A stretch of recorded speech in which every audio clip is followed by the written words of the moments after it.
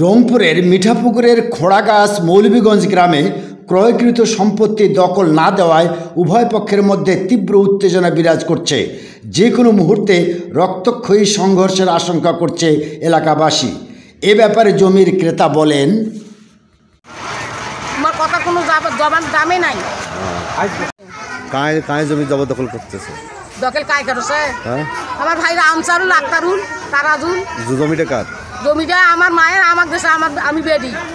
Case করে আপনারা পাইছেন? হ্যাঁ, আর আয় পাছি। জমি আপনার মায়ে আপনাকে লিখি দিছে? হ্যাঁ, লিখি দিছে।